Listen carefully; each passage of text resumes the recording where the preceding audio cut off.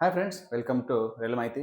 Friends, western railway zone ಒಳಗೆ apprentice jobs ಕದ. Okay, so total vacancy 5349 ಅದಾವ್ರಿ.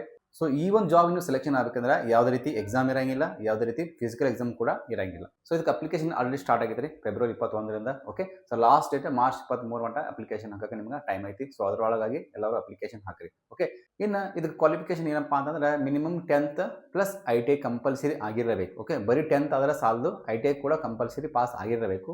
10th ಮತ್ತು ITI ಎರಡು ಪಾಸ್ ಆದ್ರೆ ಮಾತ್ರ ಇದಕ್ಕೆ ಎಲಿಜಿಬಲ್ ಆಗಿರ್ತಾರೆ. ಮತ್ತು ಇದಕ್ಕೆ ಅಪ್ಲಿಕೇಶನ್ ಯಾರು ಹಾಕ್ಬೋದಪ್ಪ ಅಂದ್ರೆ ಮೇಲ್, ಫಿಮೇಲ್, PWD ಕ್ಯಾಂಡಿಡೇಟ್ ಅಂದ್ರೆ ಹ್ಯಾಂಡಿಕ್ಯಾಪ್ ಕ್ಯಾಂಡಿಡೇಟ್ ಕೂಡ ಅಪ್ಲಿಕೇಶನ್ ಹಾಕ್ಬೋದು, ಮತ್ತು ಎಕ್ಸ್ ಸರ್ವಿಸ್ ಮನ್ ಕೂಡ ಅಪ್ಲಿಕೇಶನ್ ಹಾಕ್ಬೋದು. ಮತ್ತು ಇದಕ್ಕೆ ಏಜ್ ಮಿನಿಮಮ್ 15 ಇರಬೇಕು, ಮ್ಯಾಕ್ಸಿಮಮ್ 24 ಇರಬೇಕು. SC/ST ಅವ್ರಿಗೆ 5 ವರ್ಷ ವಯೋಮಿತಿ ಇರ್ತೈತ್ರಿ. ಓಕೆ, ಸೊ 29 ವರ್ಷ ಮಟ್ಟ SC/ST ಅವರ ಅಪ್ಲಿಕೇಶನ್ ಹಾಕ್ಬೋದು. ಅದೇ ರೀತಿ OBC ಅವ್ರಿಗೆ 3 ವರ್ಷ ವಯೋಮಿತಿ ಇರ್ತೈತ್ರಿ. ಸೊ ಹಾಗಾಗಿ OBC ಅವ್ರ ಏಜ್ ಲಿಮಿಟ್ ಅಪ್ ಟು 27 ಇರ್ತೈತಿ. ಅದೇ ರೀತಿ ಹ್ಯಾಂಡಿಕ್ಯಾಪ್ ಕ್ಯಾಂಡಿಡೇಟ್ಗಳಿಗೆ 10 ವರ್ಷ ಏಜ್ ಲಿಮಿಟ್ ಇರ್ತೈತಿ. ಅಂದ್ರೆ 34 ವರ್ಷ ಮಟ್ಟ ಅವ್ರಿಗೆ ಏಜ್ ಲಿಮಿಟ್ ಇರ್ತೈತಿ. ಇನ್ನು ಸೆಲೆಕ್ಷನ್ ಯಾವ ರೀತಿ ಆಕೈತಪ್ಪ ಅಂತಂದ್ರೆ 10th ಪಾಸ್ ಆಗಿದ್ದ ಪರ್ಸೆಂಟೇಜ್ ಮತ್ತು ITI ಪಾಸ್ ಆಗಿದ್ದ ಪರ್ಸೆಂಟೇಜ್ ಎರಡನ್ನೂ ಆ್ಯಡ್ ಮಾಡಿ ಡಿವೈಡೆಡ್ ಬೈ 2 ಮಾಡಿದ್ರೆ 1% ಸಿಗ್ತೈತಿ. ಸೊ ಅದನ್ನ ಬೇಸ್ ಮೇಲೆ ನಿಮ್ಗೆ ಸೆಲೆಕ್ಷನ್ ಆಕೈತಿ. ಉದಾಹರಣೆ ಹೇಳ್ಬೇಕಂದ್ರೆ 10th ನಿಮ್ಮದು 80% ಆಗೈತೆ ಅನ್ಕೋರಿ, ITI 70 ಆಗೈತೆ ಅನ್ಕೋರಿ. ಸೊ ಎರಡು ಸೇರಿಸಿ 150% ಆಕೈತಿ.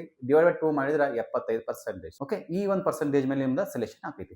ಒಂದ್ ವೇಳೆ ನೀವು ಸೆಲೆಕ್ಷನ್ ಆದ್ರೆ ಅಂದ್ರೆ ನಿಮ್ಗೆ ಮೆಸೇಜ್ ಬರ್ತೈತಿ, ಹಿಂದಿನ ದಿನ ನೀವು ಡಾಕ್ಯುಮೆಂಟ್ ವೆರಿಫಿಕೇಶನ್ ಮಾಡಿ ಅಂತೇಳಿ. ಓಕೆ, ಅದಕ್ಕಿಂತ ಮುಂಚೆ ಒಂದ್ ನೆನಪಿಟ್ಕೋರಿ, ಇಲ್ಲಿ ಯಾವುದೇ ರೀತಿ ಎಕ್ಸಾಮ್ ಇರಂಗಿಲ್ಲ ಮತ್ತು ಫಿಸಿಕಲ್ ಎಕ್ಸಾಮ್ ಕೂಡ ಇರಂಗಿಲ್ಲ. ಬಟ್ ಒಂದು ಕಂಡೀಷನ್ ಏನಪ್ಪಾ ಅಂತಂದ್ರೆ ನೀವು ಸೆಲೆಕ್ಷನ್ ಆದ್ರೆ ಅಂದ್ರೆ ನಿಮ್ಮ ಇಮೇಲ್ಗೆ ಮೆಡಿಕಲ್ ಸರ್ಟಿಫಿಕೇಟ್ ಅದ ಒಂದು ಫಾರ್ಮ್ಯಾಟ್ ಕಳಿಸ್ತಾರೆ. ಓಕೆ, ಆ ಫಾರ್ಮ್ಯಾಟ್ ತಗೊಂಡ ನಿಮ್ಮೂರಲ್ಲಿರೋ ಯಾವುದೋ ಒಂದು ಗೆಜೆಟೆಡ್ ಡಾಕ್ಟರ್ ಹತ್ರ ನಿಮ್ಮ ಕಂಪ್ಲೀಟ್ ಮೆಡಿಕಲ್ ಚೆಕ್ಅಪ್ ಮಾಡಿಸ್ಕೊಂಡು ಅದ್ರ ಮೇಲೆ ಸೈನ್ ಮಾಡಿಸ್ಕೊಂಡು ಹೋದ್ರೆ ಸಾಕು. ಓಕೆ, ಇನ್ನು ಸ್ಯಾಲರಿ ಬಗ್ಗೆ ಮಾತಾಡ್ಬೇಕಂತಂದ್ರೆ ಈ ಒಂದು ಕೋರ್ಸ್ ಏನು ಮುಗಿವರೆಗೂ ನಿಮಗೆ 8 ರಿಂದ 10,000 ರೂಪಾಯಿ ಪಗಾರ ಇರ್ತೈತ್ರಿ.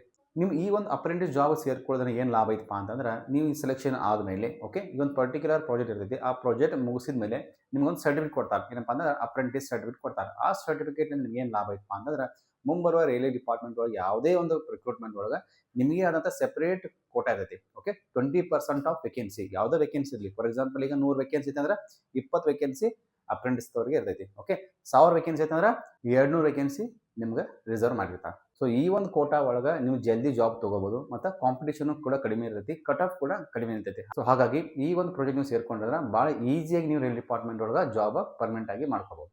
ಸೊ ಇಲ್ಲಿ ಯಾವುದೇ ರೀತಿಯ ಹೈಟ್ ಆಗಲಿ, ವೆಯ್ಟ್ ಆಗಲಿ, ಫಿಸಿಕಲ್ ಎಕ್ಸಾಮ್ ಆಗಲಿ ಯಾವುದೂ ಇರಂಗಿಲ್ಲ. ಅದೇ ರೀತಿ ರಿಟರ್ನ್ ಟೆಸ್ಟ್ ಕೂಡ ಇರಂಗಿಲ್ಲ. ಓನ್ಲಿ ನಿಮ್ಗೆ 10% ಮತ್ತು ITI ಪರ್ಸೆಂಟೇಜ್ ಮೇಲೆ ಸೆಲೆಕ್ಷನ್ ಇರ್ತೈತಿ.